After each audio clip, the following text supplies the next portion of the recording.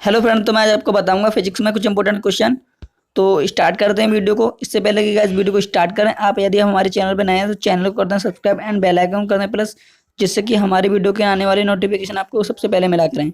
तो गाइस, मैं हूं आपका दोस्त हिमांशु और आप देख रहे हैं हमारा चैनल इजी डेरिवेशन। तो फ्रेंड्स, वीडियो को स्टार्ट करते हैं। गाइस, तो मैं आज आपको बताऊंगा व्यतिकरण किसे कहते हैं।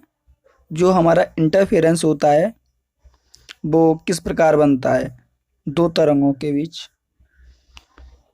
तो गाइज, इंटरफेरेंस की जो परिभाषा है वो मैंने अपनी वीडियो में बहुत ही ज़्यादा इजी वे में दी है, और आप इसको एक बार पढ़ेंगे तो आपको याद हो जाएगी। तो स्टार्ट करते हैं गाइज।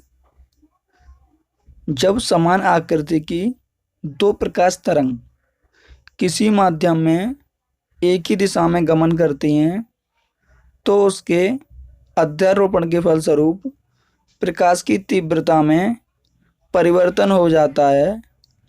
इस घटना को प्रकाश का व्यतिकरण कहते हैं। व्यतिकरण दो प्रकार के होते हैं। अब गाइस समझो। तो गाइस, यहाँ पर कहने का मतलब ये है कि जब हमारी प्रकाश तरंगें गमन करती हैं, किसी माध्यम में गमन करती हैं एक ही दिशा में, है ना, कि जब हमारी प्रकाश तरंगें किसी माध्यम में एक ही दिशा में गमन करती हैं तो उसके अध्यारोपण के फलस्वरूप, यानी कि गाइस एक हमारा अध्यारोपण का सिद्धांत होता है जो आपने 10th क्लास हुआ है या फिर 12th क्लास में पढ़ा होगा। एक हमारा अध्यारोपण का सिद्धांत, और मैंने इस वीडियो में भी नेक्स्ट में बताऊंगा कि अध्यारोपण का सिद्धांत क्या होता है। आपने पढ़ा होगा कि अध्यारोपण सिद्धांत के फलस्वरूप तीव्रता में परिवर्तन हो जाता है गाइस।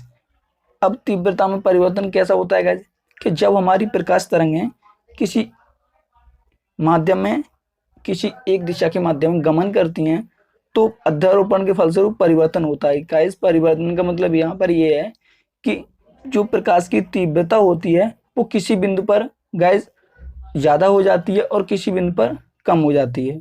तो यहाँ पर प्रकाश की तीव्रता को जो यहाँ पे मैक्सिमम हो रही है और मिनिमम हो रही है, तो यही परिवर्तन है। तो इस घटना को प्रकाश का व्यतिकरण कहते हैं, इंटरफेरेंस। ये दो प्रकार का होता है गाइस। नंबर एक हमारा गाइस होता है संपोषी व्यतिकरण। संपोषी व्यतिकरण क्या होता है गाइस, कि माध्यम के जिस बिंदु पर दोनों तरंग समान कला में मिलती हैं वहां प्रकाश की परिणामी तीव्रता अधिकतम होती है, उसे संपोषी व्यतिकरण कहते हैं। अब क्या है कि माध्यम के जिस बिंदु पर, यानी कि गाइस जब हमारी प्रकाश तरंगें एक ही दिशा में गमन करती हैं तो माध्यम के किसी एक बिंदु पर दोनों, जहाँ पर दोनों तरंगें मिल जाती हैं जिस बिंदु पर, वहाँ पर क्या होता है, तीव्रता अधिक हो जाती है। तो इसे संपोषी व्यतिकरण कहते हैं गाइस। जब तीव्रता अधिक होती है तो उसे संपोषी व्यतिकरण कहते हैं। और अब हमारा इसका विपरीत होता है विनाशी व्यतिकरण। दूसरा हमारा होता है विनाशी व्यतिकरण। तो विनाशी व्यतिकरण गाइस होता है हमारा माध्यम के जिस बिंदु पर दोनों तरंग विपरीत कला में मिलती हैं वहां प्रकाश की परिणामी तीव्रता न्यूनतम होती है, उसे विनाशी व्यतिकरण कहते हैं। यानी कि जब हमारी प्रकाश तरंगें गमन कर रही हैं एक ही दिशा में और जब वे तीव्रता उनकी मिनिमम हो जाती है गैस, यानी कि जब गमन करते टाइम वो एक ही बिंदु पर नहीं मिलती हैं। समझने का प्रयास करो आप, इसमें थोड़ा सा डिफरेंस है। संपोषी व्यतिकरण में क्या है, संपोषी व्यतिकरण में है माध्यम के जिस बिंदु पर तीव्रता अधिकतम, मतलब दोनों हमारी प्रकाश तरंगें जिस बिंदु पर मिल जाती हैं तो वहां तो हो जाता है हमारा संपोषी व्यतिकरण। और विनाशी व्यतिकरण में क्या है कि माध्यम के जिस बिंदु पर दोनों तीव्रता नहीं मिलती हैं तो वहां पर हो जाता है हमारा विनाशी व्यतिकरण। तो कुछ इसके कुछ उदाहरण हैं, वो आप इनको देख लीजिए गाइज। विनाशी व्यतिकरण, इसके कुछ उदाहरण हैं। जल के सतह पर फैली हुई किरासन तेल की परत का सूर्य के प्रकाश में रंगीन दिखाई देना और साबुन के बुलबुलों का रंगीन दिखाई देना। हाँ गाइज, तो ये दो उदाहरण हैं जिनके माध्यम से आप समझ सकते हो। यहाँ पर तीव्रता अधिकतम होती है तो किसी पर तीव्रता न्यूनतम होती है। अब गाइज हमारा आता है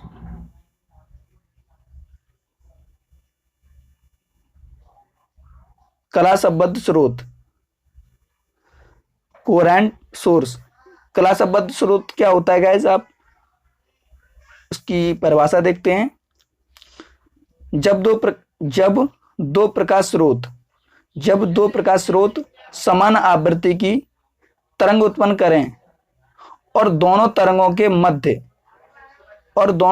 मध्य समय के साथ समान कलांतर रहे, अर्थात कलांतर का मान समय के साथ परिवर्तित ना हो, तो ऐसे स्रोत जिनसे ये तरंगें उत्पन्न हो रही हैं उन्हें कला संबद्ध स्रोत कहते हैं। तो गाइस कहने का मतलब यहाँ पर ये है कि जब हमारे स्रोत, तो आप गाइस जानते होंगे स्रोत होता है हमारा, अगर देखा जाए कि प्रकाश का सबसे बड़ा स्रोत जो होता है वो गाइस हमारा सूर्य होता है। कि जब दो प्रकाश स्रोत आवृत्ति के तरंग उत्पन्न करते हैं, समान आवृत्ति की तरंग उत्पन्न करते हैं, तो गाइज समान आवृत्ति की तरंग उत्पन्न करते हैं और दोनों तरंगों के मध्य समय के साथ कलांतर का मान गाइज अपरिवर्तित रहे, यानी कि ना बदले, परिवर्तित ना हो, तो ऐसे स्रोत जिनसे ये तरंगें उत्पन्न हो रही हैं उन्हें कला संबद्ध कहते हैं। यानी कि कहने का मतलब ये है, जब हमारी कोई भी हमारा स्रोत होता है, प्रकाश स्रोत, और उनसे प्रकाश तरंगें समान आवृत्ति की निकल रही हैं और उनके जो कलांतर होता है, जब आपने कलांतर पढ़ा होगा, उनके कलांतर में कोई डिफरेंस ना आए गमन करते टाइम, तो ऐसे स्रोत को हम कला संबद्ध कोहेरेंट सोर्स बोलते हैं। तो नेक्स्ट हमारा जो है वो गाइज आगे हमारा अध्यारोपण का सिद्धांत। मैंने आपको अभी बताया था कि अध्यारोपण का सिद्धांत क्या होता है।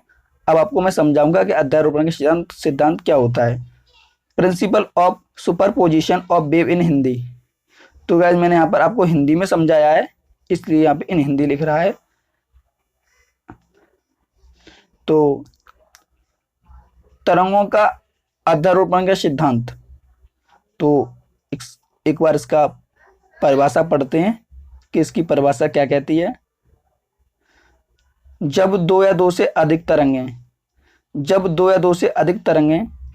एक ही समय पर समान माध्यम में गति करते हैं, जब दो या दो से अधिक तरंगें एक ही समय पर समान माध्यम में गति करती हैं, तो दोनों तरंग एक दूसरे को बिना डिस्टर्ब, यानी कि बिना विचलित किए, बिना एक दूसरे से होकर गुजरती हैं, तो स्पेस या समय के किसी बिंदु पर माध्यम का कुल विस्थापन का मान सभी तरंगों के अलग अलग विस्थापन के सदिश योग के बराबर होता है।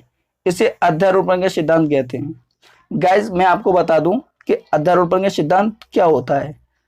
मान लो गाइज हमारा कोई प्रकाश स्रोत है, ठीक है गाइज, कोई प्रकाश स्रोत है और वो प्रकाश उत्पन्न कर रहा है और उसमें प्रकाश तरंगें निकल रही हैं। तो गाइज हमारा प्रकाश स्रोत कई प्रकार के होते हैं। एक जो होता है, एक तो हमारी जो टॉर्च होती है जिसको हम डेली लाइफ में यूज करते हैं रोजमर्रा की जिंदगी में। एक हमारा होता है एलईडी बल्ब। तो गाइज बल्ब जो होता है, बल्ब एक ऐसा प्रकाश स्रोत है, जब ये जलता है गाइज तो उसमें से कणिकाएं निकलती हैं और ये चारों तरफ क्या करता है, लाइट को प्रकाश तरंगें निकालता है। तो क्या होता है गाइज, अब बल्ब से मैं आपको समझा सकता हूँ कि अध्यारोपण का सिद्धांत क्या होता है। तो गाइज अध्यारोपण का सिद्धांत होता है कि तरंगों को जोड़कर, यानी कि एक तरंगों को दूसरे तरंगों को जोड़कर, और जबकि एक तरंग से दूसरी तरंगों को बिना विचलित किए, यानी कि बिना डिस्टर्ब किए उनको जोड़ लिया जाए, सभी तरंगों का उनका कुल विस्थापन को जोड़ लिया जाए, तो ये हमारा अध्यारोपण का सिद्धांत निकल कर आ जाता है। तो उसको मैं आपको समझाता हूं किस टाइप से। आपको गाइस चित्र में दिख रहा होगा, चित्र में दिखाए गए अनुसार दो तरंगें किसी माध्यम में, आपको चित्र दिख रहा होगा यहाँ पर, आप देख लीजिए। चित्र में दिखाए गए अनुसार दो तरंगें किसी माध्यम में गति कर रही हैं, यानी कि गाइस आप यहाँ पर देख पा रहे होंगे कि दो तरंगें किसी माध्यम में गति कर रही हैं। इनको हमने चित्र में वेव 1 और वेव 2 नाम से दर्शाया है। अब यहाँ परिणामी तरंग का विस्थापन दोनों तरंगों के विस्थापन के सदिश योग के बराबर होगा। यानी कि अब यहाँ पर क्या होगा गाइस, परिणामी तरंग का विस्थापन जो होगा वो दोनों तरंग के विस्थापन के सदिश योग के बराबर होगा। अब माना वेव 1 का विस्थापन इंटू 1 और वेव 2 का विस्थापन 2 है, तो परिणामी तरंग का विस्थापन कितना हो जाएगा, 1 + 2 यानी कि होगा। इसे हम अध्यारोपण का सिद्धांत कहते हैं। अध्यारोपण के बाद परिणामी तरंग का विस्थापन किन किन बातों पर निर्भर करता है, तो गाइस मैं आपको बता दूं, अध्यारोपण के कारण परिणामी तरंग का विस्थापन का मान तरंग के आयाम, आवृत्ति, इन कारणों पर निर्भर करता है, इन बातों पर निर्भर करता है। तो गाइस यही थी हमारी वीडियो आज की। प्लीज आपको अगर किसी और टॉपिक पे कोई वीडियो चाहिए तो हमें नीचे दिए गए कमेंट्स बॉक्स में कमेंट करें। तो मिलते हैं।